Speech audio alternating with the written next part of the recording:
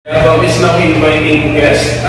yun mga kababayan, ako po'y kakauwi lang ng Davao noong 21, ngayon ay 23 at pabalik na po ulit ako ngayon ng Davao just for Erna dahil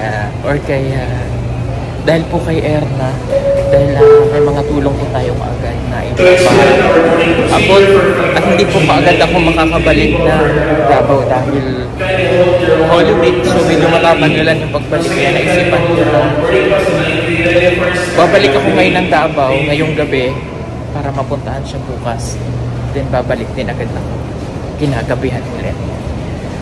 Kaya naman.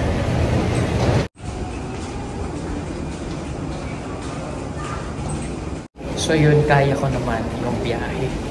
Kahit na balikan lang tayo from Davao, Manila. Or balikan lang tayo from Manila to Davao, then Davao to Manila. Kaya naman. So bukas maaga kami doon. Kabayan, nandito na ako ngayon sa Davao. At kikita-kita na lamang po kami mamayang umaga na pala, magkikita-kita na lang ulit kami mga alas 7 ng umaga. Susunduin po nila ako para makapunta tayo sa lugar ko ni Erna. So papahinga muna ako pagdating, tutulog ng ilang oras para bumiyaya ulit kasi medyo malayo po yung kay Erna, mga 3 to 4 hours ang biyahe mula dito sa Davao City.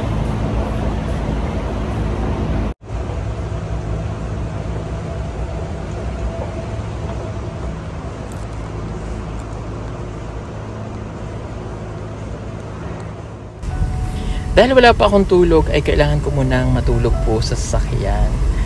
Medyo malayo po yung biyahe namin, 3 hanggang 4 na oras pa.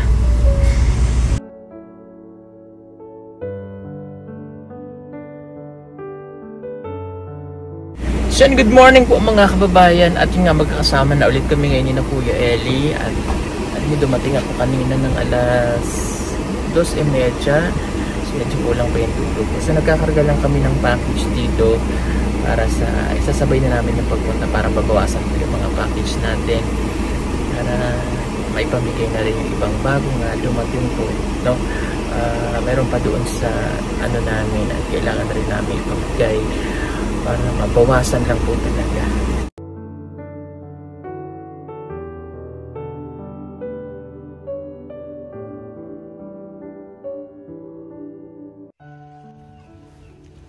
May nakita kaming isang dalaga na naglalakad pa uwi galing school. Tanghali na kasi at break time ng mga estudyante. Papunta sana kami sa lugar na ito para mag-scout. Di namin inaasahan na mayroon kaming makikitang katulad niya na labis ang kanyang kalungkutan. Grade 9 na siya. At nakikitira lamang siya sa tahanan ng kanyang mga kamag-anak para makapag-aral. Isa siyang katutubong matiksalok na galing pa ng Bukidnon at dumayo pa ng tapak sa Paquibato District, Davao City para dito makapagpatuloy ng kanyang pag-aaral. Pero ang mga nalaman ko na kwento ng buhay niya ay hindi biro. Ibinuya daw siya ng kanyang mga magulang sa mura niyang edad na 15 anyos. Pilit siyang pinagsama ng kanyang mga magulang sa lalaking hindi naman niya gusto at hindi pa niya nais mag-asawa. 1 taon siyang nagtiis at lumaban. Pero dahil gusto niya na makapagtapos at ituloy ang kanyang pag-aaral, napagtagumpayan niya ang hamon ng kanyang buhay. Tinakasan niya ang maagang pag-aasawa at ang lalaki na sana'y kanyang mapapangasawa ay sumuko rin kaagad at hindi natiis. Umalis ito at hinayaan siya. Pumapasok siya ngayon na walang paon. Kumakain silang magkapatid na asin ang ulam. Iyak naman ako. Kasi I feel, naranasan namin ito. Ganyan din ako nung bata. Sa takbo ng mga kwento niya sa akin, hindi ko napigilan ang aking pagluha dahil ramdam na ramdam ko ang pinagdadaanan ng batang ito. Kita. Kaya't isang mahigpit na yakap ang aking ipinaramdam sa kanya. Napakahirap daw ng kanilang pinagdadaanan sa araw-araw na pagsubok. Ang pag-aaral na suntok pa sa buwan kung may pagpapatuloy. Ang nakapanghihinayang kung hindi niya maitutuloy ang kanyang pag-aaral. Napakatalino ng dalagang ito. Top 1 siya sa kanyang klase. Mga kababayan, narito po ang kwento ng kanyang buhay.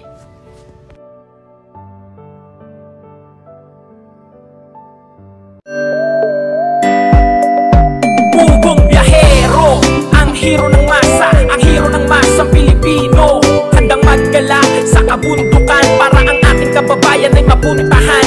Ang pugong biyahero, handa na tulungan malayong kababayan na nangangailangan. Hindi namimili kahit pa na sino. Pugong biyahero, hero ng masang Pilipino. Magandang hapon po sa inyong lahat. At alam nyo po, ay galing kami dun sa lugar nila. Sa ano nga yung sitio nyo? Mangani. Ha? Mangani. So, hindi po namin siya inabutan at napag-alaman namin nandito siya sa Davao City. So, kaya bumalik po ulit kami from Mangani to Davao City. Mga 3 to 4 hours ang biyahe mula Davao City papunta sa kanilang lugar. Kaya hinabol ko pa ulit para makabalik ulit ako ng Davao. Okay, ito po si Ernaline. Ano nga apelyido mo? Ha? Si Ernaline, yung nakilala natin ng isang araw. Dito na lamang ko po siya kinausap sa sakyan. Pasensya na po. Kaya dahil ako rin po ay babalik ng Maynila. Umuwi po ako nung March 21 nung na-vlog ko siya. Bumalik ako noon ng Maynila nung gabi na yon. And then bumalik ulit ako kaninang umaga nga para lamang po sa kanya at nakausap. Dahil mag-Holy Week po. Mag-Holy Week po. Okay. Si Ernaline po ay napakagaling mag-aral na bata. Okay? Top 1 ka, di ba? Okay, kumusta ka naman? Okay lang po, sir. Okay. Napanood mo ba yung video natin? Opo, sir. Paano mo napanood? Sa YouTube po, sir. Nag-anak mo Iso nag-subscribe. Wi-Fi. Okay. So, ibig sabihin mayroon kang cellphone? At least, Pero luma na, sir. luma na. Okay. Gaano nakaluma yung cellphone mo? Tagal na siguro, sir. Binigay lang sa akin na kuya ko. Okay. At Kasi least, kailangan ko daw naman sa akin ko. tama naman. Kailangan niya sa kanyang pag-aaral. At least marunong po siyang magtagalog. So, nabasa mo yung mga comments? Yes. Okay. Ano yung pakiramdam mo na nailabas mo sa ano yung nararamdaman mo at na-share mo sa amin yung story mo? Nakita ko po na marami palang naawa sa akin. Yes, maraming naawa sa aming sitwasyon ko. At hindi ko inakalain ngayon niya. Akala ko na hindi pa kayo babalik sa amin. Wala po ako nag-expect na babalik kayo kaagad. Kaya sorry po kung wala po niyo ko inabutan doon kasi dinala po kami ng aming picture dito kasi restoration weekend daw. It's okay, no problem. At least nagpang-abot pa rin tayo kahit hindi na po doon sa kanilang lugar. Okay, may sadya lang ako sa'yo kaya ako bumalik dito. Okay. Nung una kasi napag-usapan natin at naikwento mo sa amin na ikaw ay naboya ng iyong magulang. So ngayon, kayo ay nagbabayad pa doon sa lalaki, tama? Magkano na naibayad ng magulang mo doon sa lalaki? Isang kabayo pa sa... So magkano yung isang kabayo na yan? Hindi ko pa alam sa... Isang kabayo, magkano? So may utang pa rin kayo? Alam mo kung magkano yung utang mo sa kanila? Hindi po. Hindi alam ng parents mo? O hindi mo tinanong sa magulang mo? Hindi ko pa tinanong. Pero nakikita mo na nagbabayad sila at namumroblema sila doon. Okay, tapos, hindi ba sapat yung isang kabayo na lang? Kung 21,000 yung nakuha, binigay sa inyo, magkano isang kabayo? Okay, hindi mo alam. So, pero ang alam mo lang, nagbabayad pa kayo. Yun yung problema ng magulang mo. Yes. Okay. So, ganito. Kaya ko naman na itanong. So, para hindi na mahirapan ang iyong mga magulang, okay? Sasagutin din namin yung ibinayad o yung natitirang utang ng iyong magulang para mabayaran na ng buo yung pagkakabayad doon sa lalaki. No? And I know, magiging malaking tulong yon para sa pamilya mo at sa iniisip mo. Ano po? Kasi ganito po yun. Yung kanilang pag-aasawa ay umatras ito. So therefore, ang babae mismo ang magbabayad sa lalaki dahil nagastos na yung pera. Tulad po nung ating nasabi doon sa unang vlog namin po sa okay, ito pa. Ang pangamba nitong bata na ito ay baka hindi makapagtuloy ng pag-aaral dahil sa hirap ng kanilang buhay. No? Okay. Meron lang akong gustong sabihin sa iyo. Criminology ba talaga yung gusto mo sa iyong pag-aaral? Parang hindi pa ko sure, sir. Magaling ka sa math eh. No? Parang pwede magbago, pwede kang mag-accountancy. Kasi yung highest grade mo is 94. Math yun. Magaling nun. Diba? Okay, so hindi mo pa alam kung ano talaga yung gusto mo. Wala pang kasiguraduhan sa utak mo dahil syempre, hindi niya rin alam po kung makapag-aral siya dahil sa hirap po ng kanilang buhay. Okay? Dahil sa kwento ng iyong buhay, maraming naantig. At dahil maraming naantig sa kwento ng iyong buhay, pati ako, habang ini-edit ko po yung video na yun, talagang iyak ako nung iyak. Parang ramdam na ramdam ko yung bata, no? At sa dami po nung nag-message sa amin, ito pa lang yung aming nabigyan ng pagkakataon para masagot at ito lang yung na-confirm namin, no?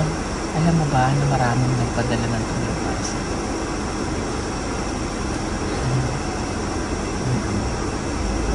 Ito.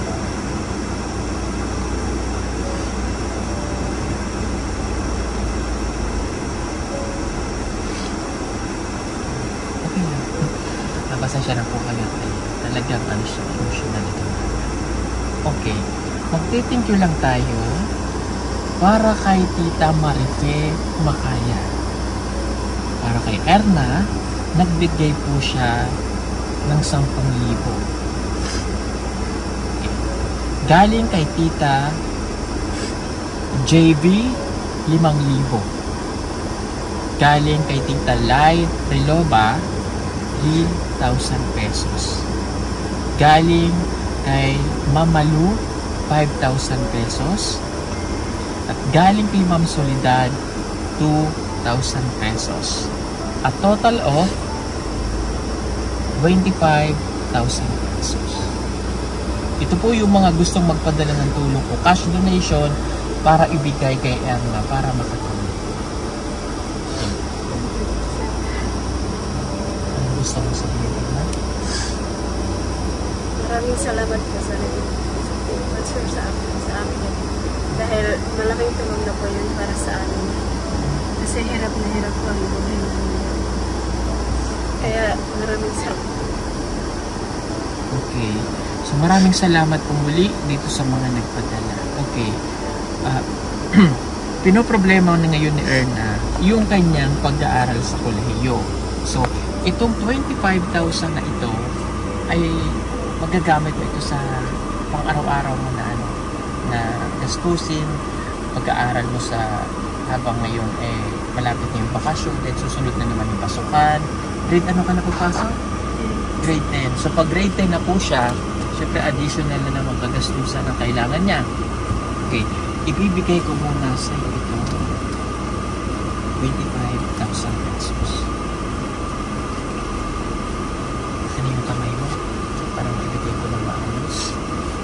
1, 2, 3, 4, 5, 6, 7, 8, 9, 10, 11, 12, 13, 14, 15, 16, 17, 18, 19, 20, 21, 22, 23, 24, and 25,000 pesos.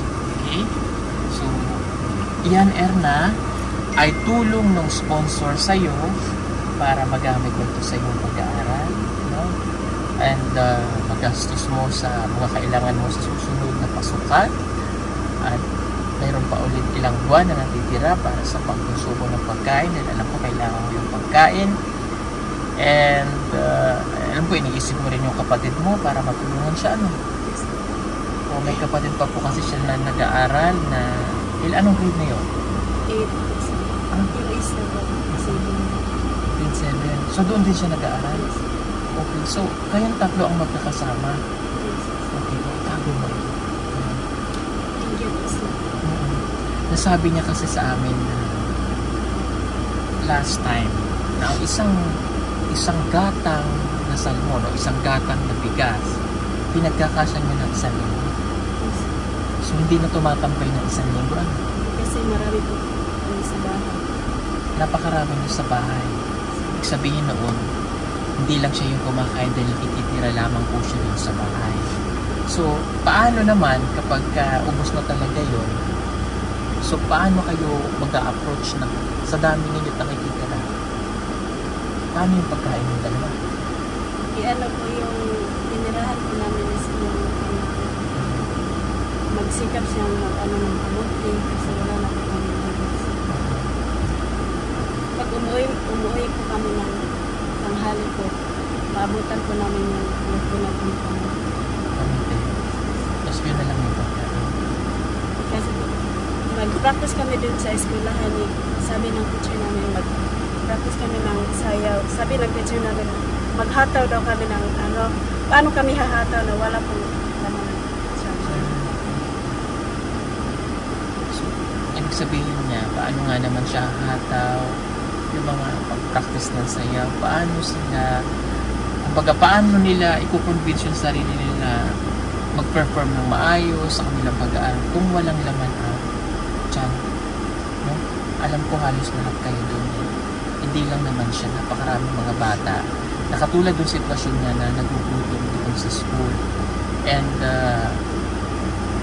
mapalad ka lang, no? Maswerte itong pagkakataon na ito dahil nakita ka namin, pero gusto kong gamitin mo itong opportunity na ito para lalo kong magsipin, no? And isipin mo na hindi hadlang ang kahirapan. Alam natin nandyan lang yan, pero kung magpupursige ka, mawawala yung kahirapan, diba? Okay. Meron ka pa bang iniisip ngayon pagkatapos mo ng high school, paano yung kolehiyo? Parang po, kasi doon sa amin is malayo po yung kolehiyo. So parang nawawalan ka ulit ng pag-asa na maituloy lang yung pag-aaral. Kasi hindi po sapat yung kikitain po na wala po sa amin. Okay, hindi sapat yung kikitain. Kasi sapat yung isang araw, haul pagod siya. Haul kabayo. Magkikarga ng kargador. Iguragod sa among kanihapon. Ya pagkaugman na po kay mahanap na po ng pagkain. So pag pagkain na lang mga hanapin, pag-aaral talagang isasantabi na para mabuhay. Meron akong sasabihin lang sa'yo. Okay. Ngayon nag-aaral ka ng grade 9. No? Grade 9 student na may honor. Congratulations. Let's go na ka na.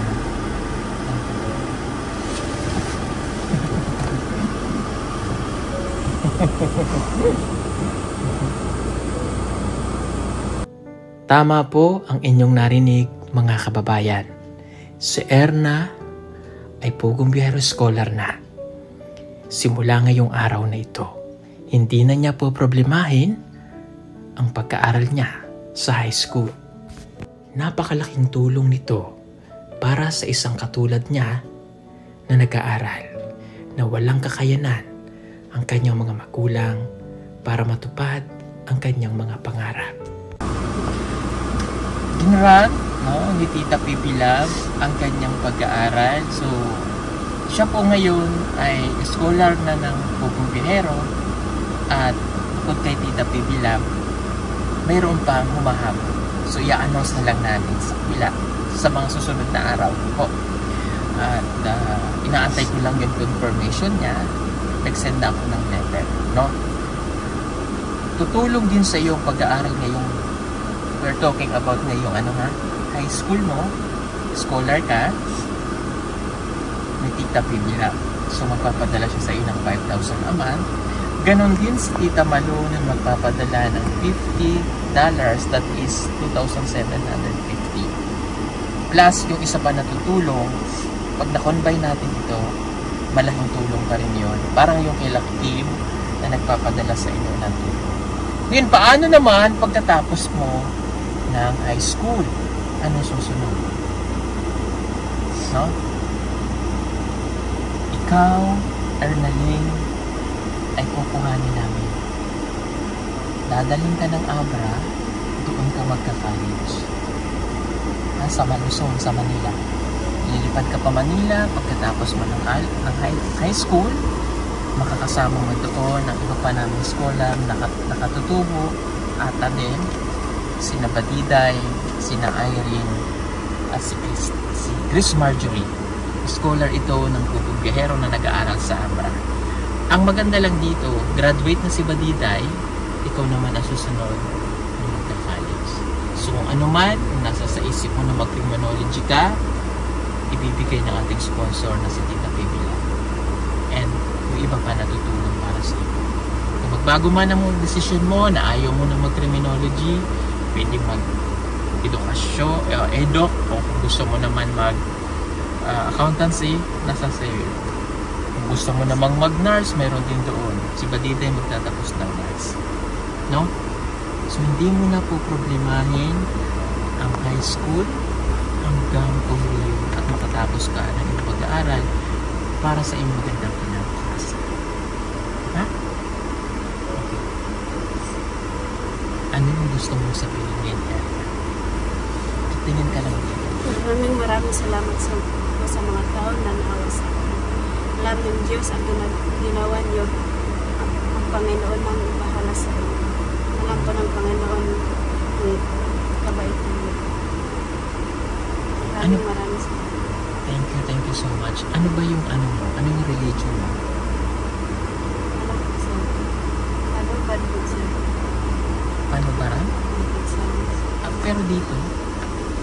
In-invite lang yun sila tayo. In-invite. Okay, so para paano? Okay, at nakikita ko naman na nagpipray ka palagi sa Panginoon na nandito tayo ngayon at tatupad ang iyong pangarap. So, alam ko ngayon, parang hindi ka makapaniwala, no? Parang naghahalo yung kaba, yung saya na hindi mo ma-explain sa katawan mo, sa sarili mo. Pero ang isa lang doon ang katotohanan na hindi ka nananaginip na ang lahat ng ito ay totoo. Sabi sa akin kung galing yung teacher ko po yung pag good niya sa cellphone is na inanawag Rex daw. Sabi niya, boyfriend mo ba yun? Ako, ha? Wala mong good ma'am. Ma'am, basig na to sila.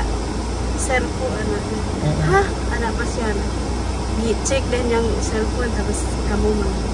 Wala ko nag-expect na mo ato di ano kay upat pa magmud ka adlaw sa sense atong nag-adlaw sa amin.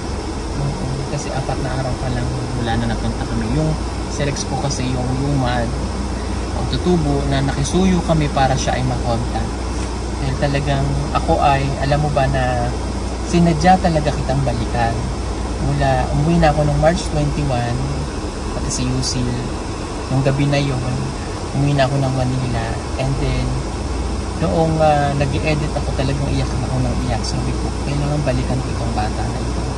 And it's a good thing dahil ang daming gustong tumulong sa'yo at naibigay ko na sa'yo. Kaya sabi ko, sige, kahit balikan, babalikan ko. No? Dahil siyempre kung magbabakasyon at Holy Week, kailangan natin magpahinga. Kaya, babalik din ako mamaya gabi. Dumating ako dito kagabi, balik din ulit ako ng gabi. So, okay lang naman at kaya ko naman. Importante, napasayo natin si Ernalyn at yung tulong na ibinigay at pinagkaloob sa kanya. Na ba? At ibibigay ko na rin yung monthly allowance sa Tita PB Love para advance na natin ngayong April, that is 5,000 pesos. Ayan. Ito. Kaya nakatanggap po siya ngayon ng 30,000 pesos. 1, 2, 3, 4, 5,000 pesos. Thank you po. Maraming salamat. Okay. Yung 5,000 mo na yan, ay monthly ko yan ibibigay sa iyo. At safe na yung pera mo dahil mayroon ng funds si Tita PB Love na nasa sa akin, kaya continuous na lang yung pagpapadala ko sa iyo. Okay? Wala ka nang paproblemahin sa baon mo dahil hindi naman mahirap doon. Kumbaga hindi masyadong maluho sa lugar nila. Yung allowances na ganyan ay napakalaki na at malaking tulong na para sa batang ito. Okay. At para magtuloy-tuloy ang napakaganda mong pag-aaral, mayroon pa akong regalo para sa iyo. Okay? Dahil alam kong kailangan niya ito at talagang makakatulong sa iyong pag-aaral. Bibigyan pa kita ngayon ng brand new cellphone. Thank you.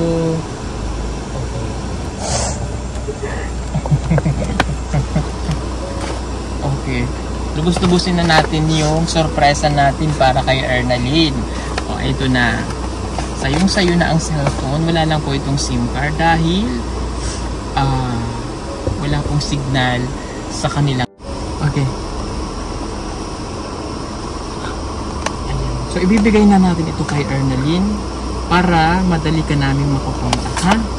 Ito na ang iyong brand new cellphone. Ayan. Kompleto na yan. Tapos, nandyan na rin yung Samsung na po yung binili ko para matibay at matagal nang magagamit. May charger, may case, ha?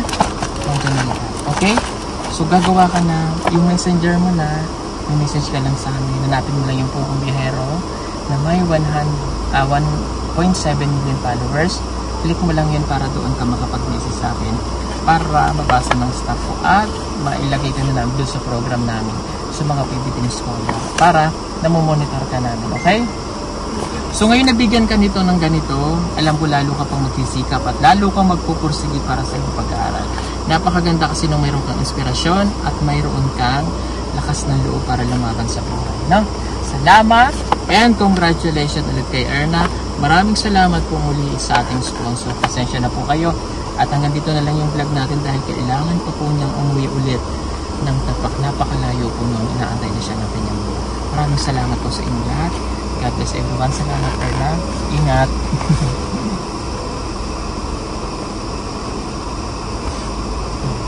Okay. Ito.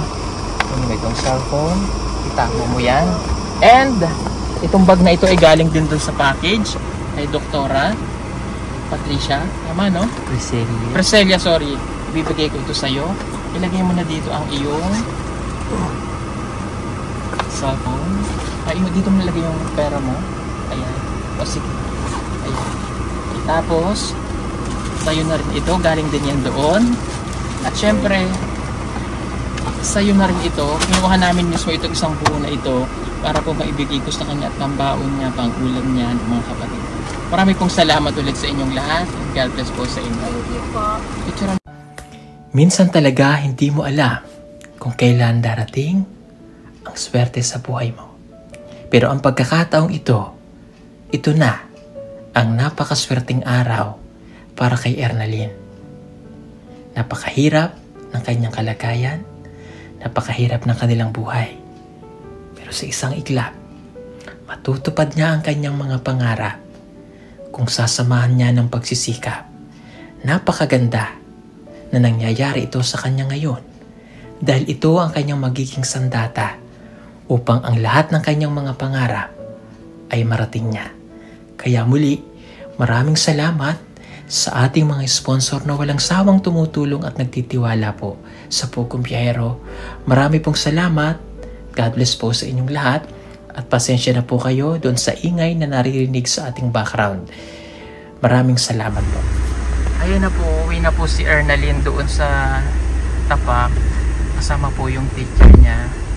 Napunta lang po sila dito para Invite sila. na-invite sila.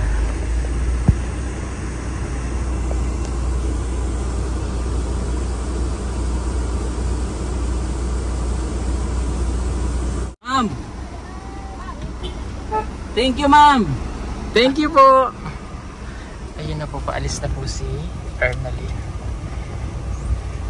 So ayun, maraming salamat po uli at masaya kami na nagawa namin ang mission natin kahit na nagbalik-balik tayo. No? Marami pong salamat ulit. Thank you so much, Tita Pibilab.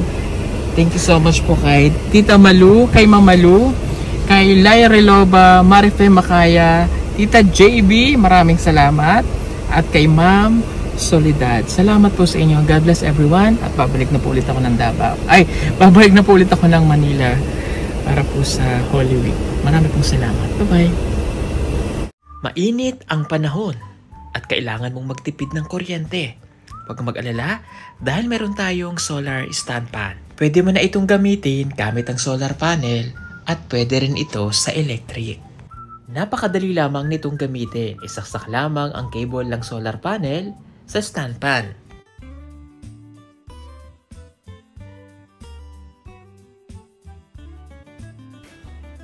Ibilad ang solar panel direct sa araw. At ayan, pwede mo na siyang gamitin.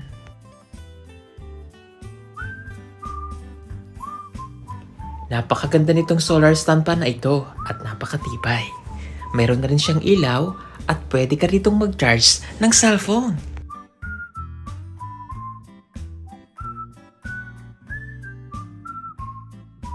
Kaya ano pang inaantay ninyo? Mag-order na at mag-message lamang po kayo sa aming messenger account at PB Team Solar. Sa bawat order po ninyo ay malaking tulong po sa ginagawang pagtulong ng PB Team. Maraming salamat po!